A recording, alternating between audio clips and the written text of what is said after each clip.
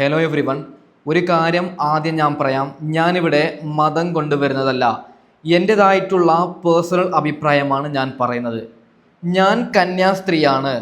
എൻ്റെ മതത്തിൽ പറയുന്നത് ഹിജാബ് ധരിക്കണമെന്ന്. അതുകൊണ്ട് ഞാൻ ഹിജാബ് ധരിച്ചിട്ടാണ് ഫുൾ ടൈം ആയിട്ടുള്ളത്. കാരണം ഞങ്ങളുടെ മതം പഠിപ്പിച്ചത് അങ്ങനെയാണ്. കന്യാസ്ത്രീമാരായാൽ ഇങ്ങനെ ഫുൾ ടൈം ആയിട്ട് ഹിജാബും കാര്യങ്ങളൊക്കെ ധരിച്ചിരിക്കണം. ഞാനൊരു സ്കൂൾ ടീച്ചറുമാണ്. പക്ഷേ വേറെ മതക്കാർ അവരുടെ മതം പറയുന്നത് ഫോളോ ചെയ്യരുത്. അതാണ് ഞങ്ങളുടെ പ്രശ്നം.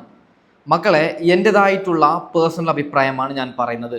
ഇവിടെ എത്രമാത്രം ആക്ടേഴ്സാണ് അർദ്ധ ഡ്രസ്സ് ധരിച്ചു വരുന്നത്. ആർക്കും ഒരു പ്രശ്നമില്ല. കാരണം എന്താണ്?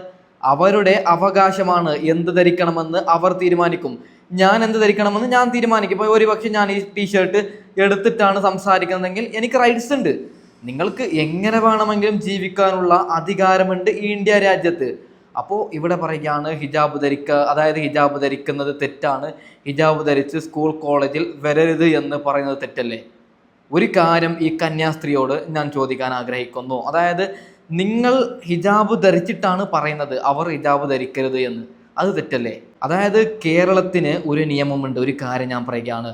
നിങ്ങൾ ദുബായ്, സൗദി, പിന്നീട് അമേരിക്ക, ലണ്ടന് ഇങ്ങനെ പോയവരാണെങ്കിൽ നിങ്ങൾക്കൊരു കാര്യം മനസ്സിലാവും. നമ്മളോട് അതായത് അമേരിക്കക്കാർ ചോദിക്കും അതായത് നിങ്ങൾ എവിടെ നിന്നാണ് വരുന്നത്.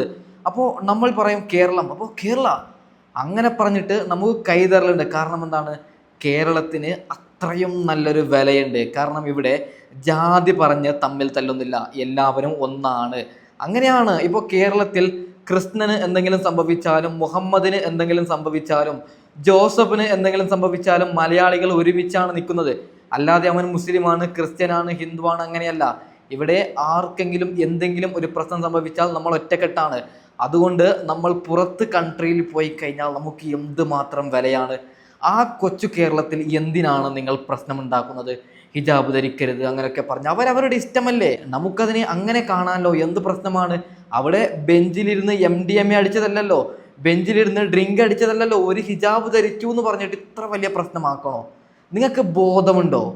സത്യം പറഞ്ഞു കഴിഞ്ഞാൽ ഞാൻ ഷോക്കായി പോയി. പറയുന്നത് ഒരു കന്യാസ്ത്രീയാണ്. മതം എങ്ങനെയാണോ പറയുന്നത് അത് ഫോളോ ചെയ്യുന്ന കന്യാസ്ത്രീമാരാണ് പറയുന്നത് ഹിജാബ് ധരിക്കരുത് എന്ന്. എന്താ അല്ലേ? അപ്പോൾ അതായത് ഈ കന്യാസ്ത്രീ അവിടുത്തെ ടീച്ചറാണെന്നാണ് എനിക്ക് കിട്ടിയൊരു ഇത്. അപ്പോൾ ഞാൻ ചോദിക്കുകയാണ്, നിങ്ങൾക്ക് ബാധകമല്ലേ? ഞാനിവിടെ ഇസ്ലാം മതം മുസ്ലിമീങ്ങൾക്ക് സപ്പോർട്ടല്ല കൊടുത്തത്.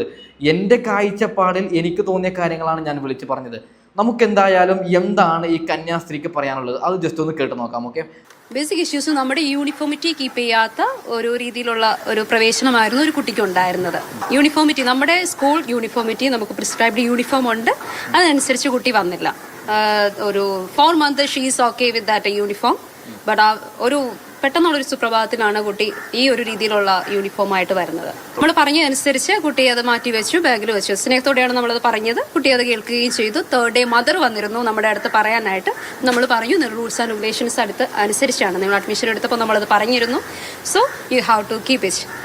ഒരു കാര്യം ഞാൻ പറയുകയാണ്. ഇവർ പറയുന്നുണ്ട് അതായത് ഞങ്ങളുടെ സ്കൂളിൻ്റെ ഒരു നിയമമാണ്. അപ്പോൾ ഞാൻ പറയുന്നു അതായത് ഈ കംപ്ലൈൻറ്റ് കൊടുത്ത പെൺകുട്ടിയോട് അങ്ങനെയാണ് അവിടുത്തെ ആ കോളേജിൻ്റെ നിയമം. അങ്ങനെയാണെങ്കിൽ നിങ്ങൾക്ക് വേറെ കോളേജിലേക്ക് കൂട്ടിക്കൂടി, അതായത് ഹിജാബ് ധരിക്കാനൊക്കെ സമ്മതിക്കുന്ന വേറൊരു സ്കൂളിലേക്കോ നിങ്ങളുടെ മക്കളെ ചേർത്തൂടെ?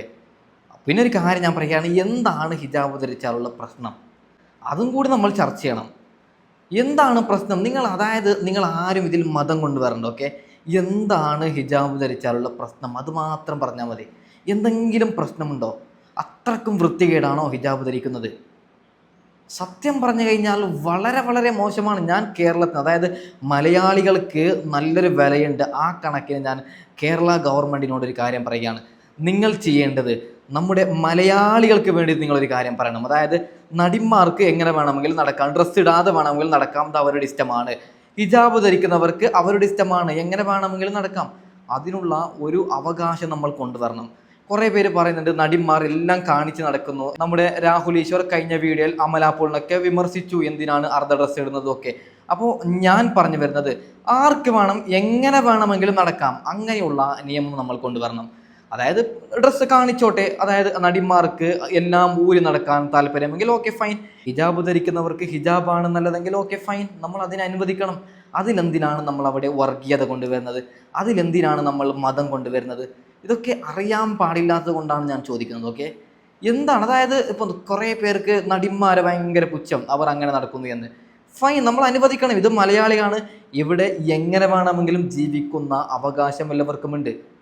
സത്യം പറഞ്ഞു കഴിഞ്ഞാൽ ഞാൻ ആകെ, ഇത് നമ്മുടെ ഈ കേരളത്തിലാണോ ഇത്രയും മോശമായിട്ടുള്ള കാര്യം നടക്കുന്നത് എന്ന് ഞാൻ ആകെ ഷോക്കാണ്. ഓക്കെ,